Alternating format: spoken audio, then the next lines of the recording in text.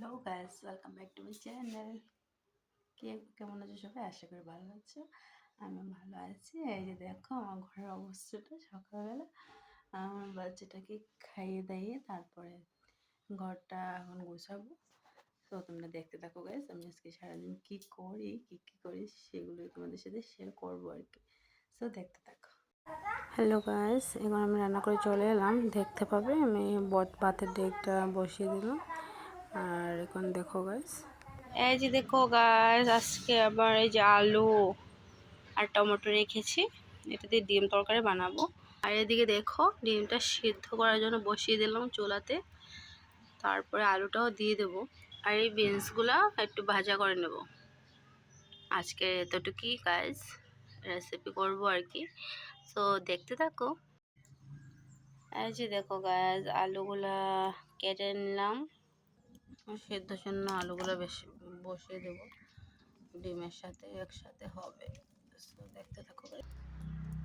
এই যে দেখো গাইস, এই দেখো গাইস, পেঁয়াজ, টমেটো আর কাঁচা লঙ্কা এগুলো পেস্ট করে নেব।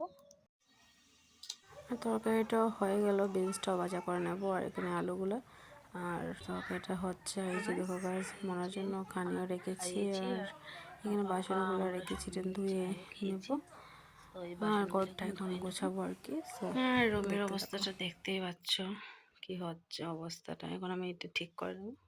সো দেখো গাইস, ঘরটা গুছিয়ে নিলাম। ওই যে পালংগুলো সবগুলো গুছিয়ে নিলাম। এই যে দেখতে পাবে, বিছানাটাও গুছিয়ে নিলাম সব কিছু। দেখো গাইস, কালকে বড়মশাই ঘরের জিনিসগুলো নিয়ে এসেছে। যে মরিচ, হলদি আর এই যে দুধটা, এটা দিয়ে আমল গোল্ড, এটা দিয়ে আমি মনের জন্য একটু পনির বানাবো আর কি ঘরে। সো তোমাদেরকে রেসিপিটাও শেয়ার করবো। যেদিনকে বানাবো সেদিনকে তোমাদের রেসিপিটাও দেখাবো আর কি। তো দেখো কী কী নিয়ে এসেছি, যে দেখতে পাবেন সোয়াবিন, সাবান। আজকের জন্য এখানে ভিডিও শেষ গাইস। নেক্সট ভিডিওতে দেখা হবে। বাই।